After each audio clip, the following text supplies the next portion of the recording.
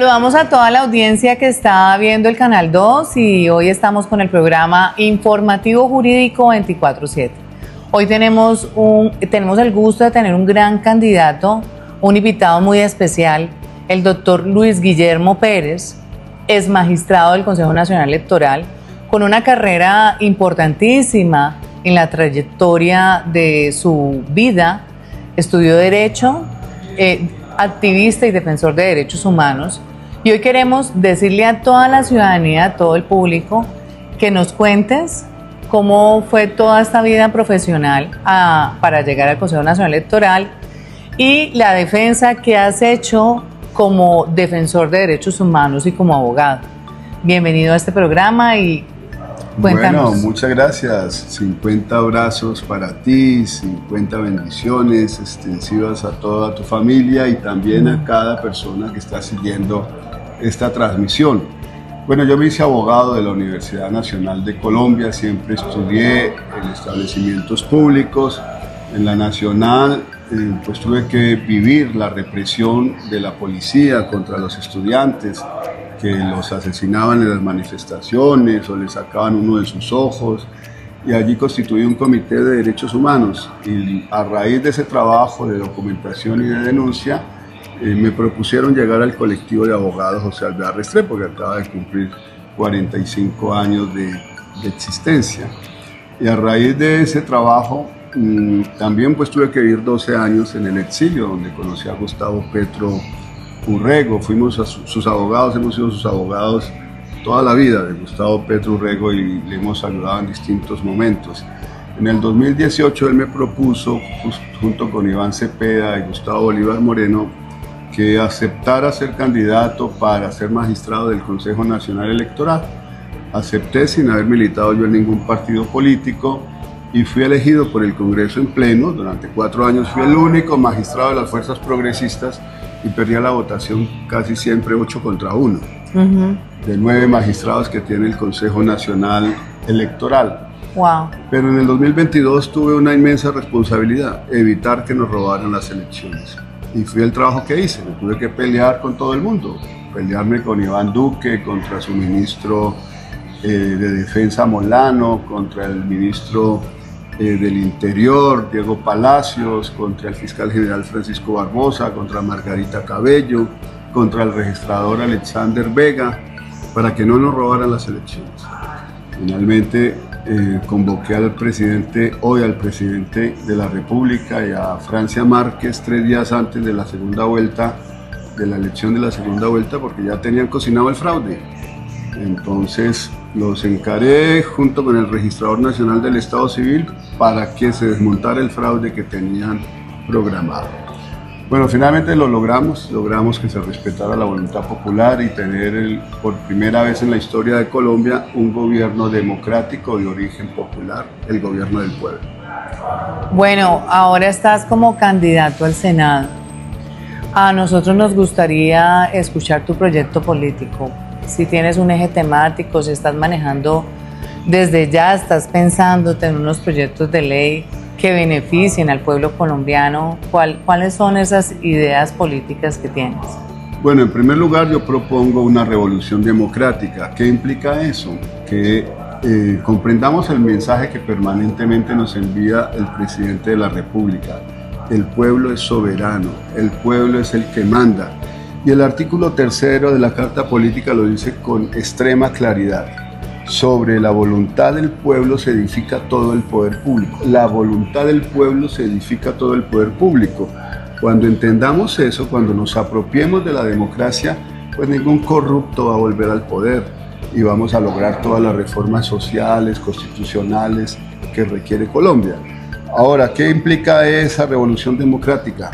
Pues también llevar a una mujer coherente, una mujer progresista, una mujer capaz, una mujer con mentalidad estadista, Carolina Corcho, a la presidencia de la República por primera vez en la historia del país. Pero también tener un Congreso constituyente. Nada logramos si ganamos la presidencia, pero no tenemos las mayorías absolutas en el Senado y en la Cámara de Representantes. Entonces necesitamos que se vote masivamente por el pacto histórico. En tercer lugar, teniendo un Congreso constituyente, podemos convocar una Asamblea Nacional Constituyente. y hay que reformar profundamente la justicia. La justicia está penetrada en todos sus estamentos, desde los jueces hasta los magistrados, de cadenas largas de corrupción, de clientelismo, que han permeado el aparato judicial. Por eso nos encontramos la aberración de un magistrado como Ibáñez, que niega, a pesar de pruebas de ADN, a un hijo que incurre en delitos para evitar responder por ese hijo. Y ahí está el presidente de la Corte Constitucional, y ayer presentando una ponencia negativa en contra del pueblo, en contra de los abuelos y abuelas de Colombia. Eso es insólito. Pero además, como fue elegido Carlos Camargo, defensor del pueblo, que comprando a los magistrados, nombrándoles a sus parientes cercanos en la Defensoría del Pueblo, se hizo ternar por la Corte para ser hoy magistrado de la Corte Constitucional. Pues eso es absolutamente vergonzoso. Contra eso hay que luchar y hay que transformar eso. Pero también hay que transformar el sistema electoral. Yo vengo de una organización electoral y corroboré que es una institución, en primer lugar, permeada por intereses del establecimiento. Los partidos que tienen representación en el Congreso, que van no a representar la democracia ni los intereses de la ciudadanía, sino sus propios intereses. Perdón, maestro. Mira, hay un tema importantísimo que estabas hablando, el primer tema, que es la justicia. Tengo procesos penales de mi familia y también de diferentes personas a las que los asesoro jurídicamente. Pero nos encontramos en Cali, en el Valle del Cauca, que hay un clientelismo, hay lo que usted decía, no puedo señalar ni sindicar que todos los fiscales o los jueces de Cali son corruptos, porque pues sería generalizar. Pero sí encontramos una deficiencia en la agilidad y en los resultados de parte de las investigaciones judiciales con las unidades de investigación que investigan el delito aquí en Cali. Entonces, hay fiscales que se pueden demorar 2, 3 años, 4 años sin imputar cargos.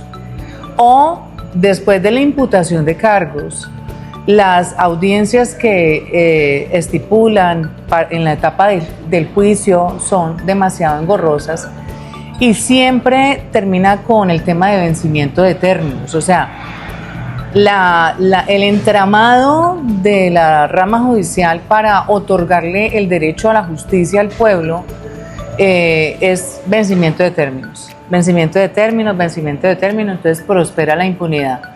Pero cuando uno coloca una queja en contra del fiscal internamente en la unidad de control disciplinario, pues esa queja nunca prospera. Lo que es tanto el director de control interno disciplinario como y una vez recusa al fiscal, ¿no? Uno lo recusa, uno dice, señor fiscal, lo recuso porque lo acabo de denunciar penalmente, lo acabo de poner. Pero entonces tampoco prospera la recusación, porque el fiscal dice, no lo declaro impedido, no tiene argumentos la recusación, y no puede cumplir uno de los argumentos de las causales de la recusación, usted sabe, que es que la persona tenga en contra una investigación disciplinaria o penal. Entonces realmente hay como una maquinaria, entre todos para que exista la impunidad en Colombia. Sí, no, y eso va ligado a algo que constata el ciudadano común y corriente, que la justicia sí es para los de ruana. O sea, al pobre sí lo imputan, al pobre lo encarcelan. En cambio, al que comete delitos muy graves, que han llegado al poder público, gozan de todos los privilegios. O les dan la casa por cárcel, o los llevan a pabellones especiales, donde son tratados como reyes y no como cualquier persona que comete delitos. Yo estoy de acuerdo en que hay que transformar profundamente también la Fiscalía General de la Nación. Esa es la pregunta mía. Hay que transformar. ¿Cómo sería esa constituyente? Bueno, para cambiar el sistema judicial colombiano se requiere, en primer lugar, acabar con todas las facultades de elección que tiene el Congreso sobre magistrados de la Corte Constitucional o de ternas que proponga la Corte Suprema de Justicia al Congreso de la República. la justicia tiene que ser completamente autónoma, completamente autónoma. Y los jueces y magistrados deben estar allí por méritos. Entonces, ¿qué haríamos en primer lugar? Haríamos en primer lugar un concurso de méritos. Un concurso de méritos en todos los escalones de la administración de justicia, incluyendo jueces municipales, incluyendo jueces del circuito, incluyendo magistrados de tribunales, de las altas cortes. Todos tienen que someterse a un concurso de conocimientos, ¿sí? Así es. Donde se ha de valorar la experiencia, pero también los conocimientos. Porque tú te encuentras con magistrados que no saben redactar un memorial, lo hacen los secretarios, ¿sí? Entonces necesitamos que eso se supere. Luego una autonomía total para que haya una carrera judicial que se respete. Una carrera judicial donde quien llega a ser magistrado no fue porque lo recomendó un político, sino por los méritos de su propia carrera. Y hay que crear también un programa de descongestión. Yo estoy de acuerdo en transformar la Procuraduría General de la Nación, que no se necesita en realidad, para que esos miles de puestos de trabajo que están en la Procuraduría pues pasen a ser jueces o magistrados de descongestión en todas las ramas, y eso se puede lograr. Excelente. Bueno, cuéntanos de tu proyecto político. Tú estás impulsando la constituyente y nos explicas el fundamento jurídico y además que beneficia al pueblo de esta constituyente. Pero además, ¿qué otros temas propones?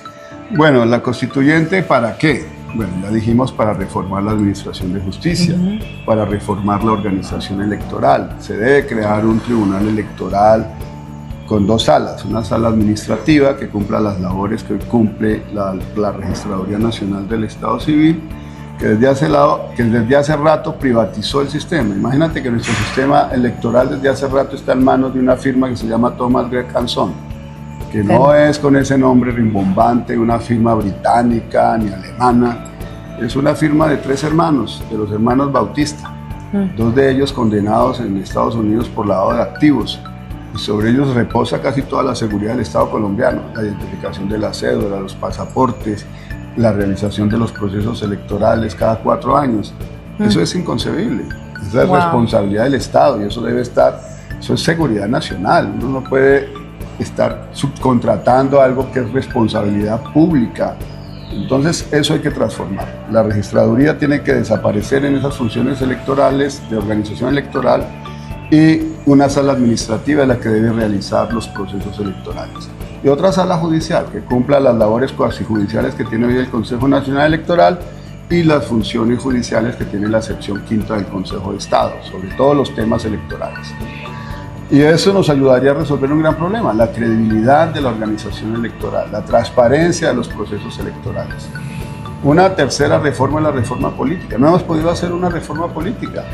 Yo creo que hay que obligar a los partidos políticos a que se democraticen, a que sea obligatorio tener sus consultas internas para organizar democráticamente sus listas al Congreso o para designar quién va a ser su candidato o candidata presidencial. No que un expresidente condenado por graves crímenes siga decidiendo quién va a ser el candidato o candidata de ese partido, o quiénes van a integrar una lista al Congreso. No, eso deben ser decisiones democráticas que tomen los partidos a través de consultas populares o internas organizadas por la organización electoral, pero obligatorias. Pero también promuevo que las campañas políticas y los partidos políticos tengan financiación estatal exclusiva. Esto parece que sería demasiado oneroso. No, lo oneroso es permitir que las mafias sigan cooptando, comprando candidaturas en los procesos electorales y que no podamos tener un control efectivo del Estado. Entonces hay que garantizar eso. Lo que también promuevo es el voto obligatorio. Así como la paz es un derecho y un deber, es una obligación constitucional, lo debe ser el votar, que la gente asuma la democracia. ¿Para qué sirve hoy que más del 50% de la población se abstenga de votar? Pues genera mucho clientelismo y mucha corrupción. Si todos tienen que ir a votar, se limita y se reduce bastante ese margen, porque no pueden comprar a todo el mundo. Sí, así de sencillo. Entonces la gente va a votar más conscientemente. Eso es excelente. Yo también estoy de acuerdo con promover el voto obligatorio. Además que hay una extensión fuertísima, maestro. Ajá, Hay una sí, extensión de, yo diría que el 60%. Casi alrededor del 60%. Del 60%. ¿No? Y eso nos permitiría tener, la gente puede ir a votar solamente por el logo de su partido. Mira, casi en los últimos 20 años, en cada elección al Congreso de la República, el número de votos nulos llega a ser de alrededor de 2 millones de personas, Sí, 2 millones porque de no personas. saben cómo votar. En cambio, cuando van a votar solo por un logo, pues al votar solo por el logo, la gente no se equivoca. ¿Sí? Entonces eso es parte de los procesos que tenemos que lograr.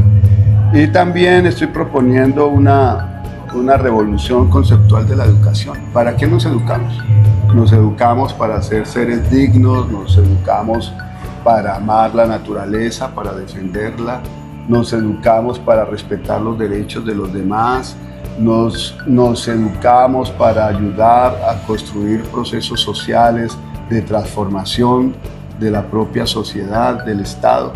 Nos educamos para ser personas con ética o nos educamos para hacer mercancías. Que si nos educamos para hacer mercancías simplemente vamos a llegar a la fuerza laboral del trabajo o a explotar o a ser explotados, mientras el planeta diariamente pierde muchas fuentes de vida. Y tanto debe valer una persona dedicada al arte, dedicada a la cultura, dedicada a la poesía, puede ser un grafitero, al que se le pague por ser poeta, al que se le pague por ser artista, al joven se le debe pagar por ser deportista. Así es. ¿Sí? Dice que se generan fuentes de trabajo. Necesitamos pagar, como se contempló en el Plan Nacional de Desarrollo, pero no se ha ejecutado como corresponde, pagar los empleos verdes y los empleos azules, para que a través del campesinado podamos proteger nuestras fuentes hídricas, podamos proteger la naturaleza en general. Bueno, esos son los proyectos, entre otros, que tengo en relación con mi rol como legislador en el próximo periodo. No dudo de que voy a ganar, porque tengo un gran respaldo popular, y con el tuyo también cuento. Así es, cuenta con mi voto. Por el número 50, recuerden, los 50 de Joselito, del Pacto Histórico, el próximo domingo 26 de octubre. Hagan un puerta a puerta con sus vecinos. Tenemos que tener una votación muy importante. El establecimiento, la derecha, que le ha sacado los ojos a los jóvenes en la resistencia, que los ha masacrado, que los ha desaparecido, que los asesina, quieren volver al poder. Y no hay que permitirles que regresen al poder cuando nos están diciendo que nos van a destripar. Y ya sabemos que han ejercido el terrorismo de Estado durante décadas. Y la única manera de evitarlo es la continuidad y profundización de este proyecto del cambio. Gustavo Petro Urrego nos ha dejado una enorme responsabilidad y un enorme reto. Él no puede reelegirse como presidente de la República, pero él sí ha dicho que quiere que el proyecto del cambio se reelija. Y ha dicho que el Pacto Histórico es su partido. Y nosotros tenemos que garantizar que ese partido sea el partido del pueblo, el partido de masas, el partido que conquiste el poder público, no para solamente un proceso electoral, que conquiste el poder público con nuestros dirigentes en los territorios, que gobernemos con ellos desde los territorios y que podamos tener ese Congreso Constituyente para cambiar la realidad del país, su realidad, la de sus familias, la de sus vecinos, la de su barrio, la de su pueblo, la de su departamento, la de Colombia entera. Somos el país de la belleza y ustedes son los que han de garantizar que este gobierno, potencia mundial de la vida, pueda continuar profundizándose. Los invitamos a todos ustedes a que ejerzan el derecho ciudadano del voto. El 26 de octubre vienen unas votaciones importantísimas y tenemos este maravilloso candidato. El número del tarjetón es... El 50, el recuerden, 50. Los 50 de Joselito. Vamos a El bailar 50. por la democracia, por el triunfo popular.